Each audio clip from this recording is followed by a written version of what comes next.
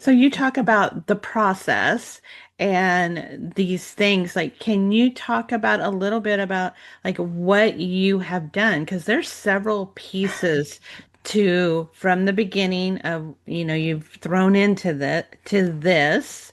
So what this is, and then those pieces, because you are able to do things that some self-proclaimed advocates cannot do. Can you talk a little bit about the bits and pieces that have gotten us to quote the book, and then let's talk about the book. Yeah. So, I first was advocating and learning, for myself to serve James. And then I was going to help a couple of people. And I've always been a leader, but still working on my leadership skills. Sometimes I'm a leader, sometimes I'm bossy and working on that.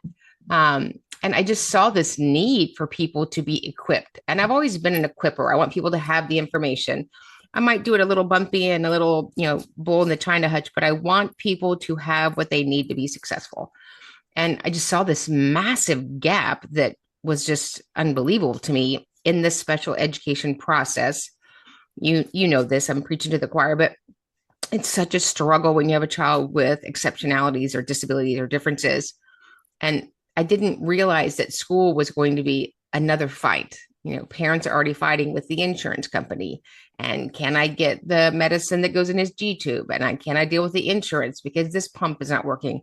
I never thought in my brain I would have to go and fight the school. And, parents all over when we train describe it as a fight. And so I didn't want it to be a fight. I just figured when there's a problem, I always think there is a solution. And so we have this amazing federal law that allows equity and access and inclusion for kids with disabilities. We have state and federal funding. We have these amazing educators. And I wanted to figure out where the chasm was. And so very early on, advocating for myself and then, picking up some people along the way and then more people and then more people. I thought, well, I just need to train a few people. I'll just train a few people in Austin and then we'll be good. Right. I'll just train them and send them off. But it didn't work that way. It just kept the need and the reach just kept growing. The more people that I taught and presentations I gave just showed another level of education that needed to happen, whether it was service providers or private providers or the guy that adjusts your wheelchair. And so I just began growing this space and learning more and more about special education. And then we had this little hiccup called the pandemic. I don't know if you remember. It was Friday the 13th, March 13th, 2020. And our governor came on and said, schools are closed. And in that moment, I knew that I was unemployed because my job was to go into school districts all day long and represent parents in IEP meetings. And I just thought, my world is over. And sometimes Right. when you think something's over, it's like the next big thing is coming. And I didn't know the next big thing was coming. My boys went to Ace Hardware and they got me an Ethernet cord. I thought it was witchcraft. I didn't know what it was, but they take the ether and the net and they put it together, and that's how you get electricity or something. I don't know. And so from there, my reach and my message and my sermon got to go. I thought it was for parents in Texas, really in Houston, but maybe Texas, and then outside of Texas, and then the need is the same everywhere. And so what I thought was the end of something was the birthing of something. And so every weekday night, because I don't know how to do anything a little bit, I overcommit. Hopefully sometimes I over deliver.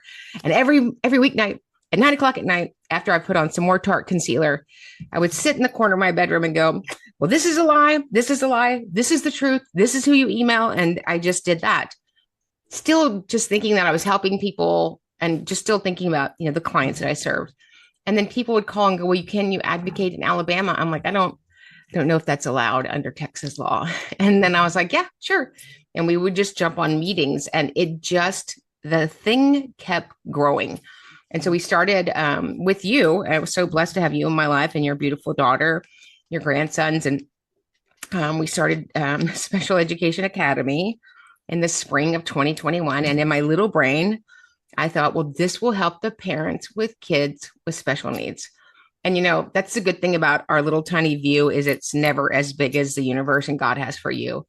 And it's just grown into this endless need of everyone that sits at the IEP table to be equipped. And served. And so pretty quickly after that, you and I, we started training people to become professional advocates. And then we trained them, we had them become partners with us. And it was a blessing. We get to train them up, and then when they're ready, send them out of the nest. And it just keeps growing. It just, as soon as I think, well, that's it. It's this thing, and it just keeps going. And I'm just so excited about the whole thing. Right. So it has been quite a journey when we look at it I know. because there were times where I was like, "Are you sure that's okay? That's what you want to do? Okay, let's do Yeah. it." Because I think because you looked at it, so just, oh, it's just right here with Texas, or it's Yeah. just right here.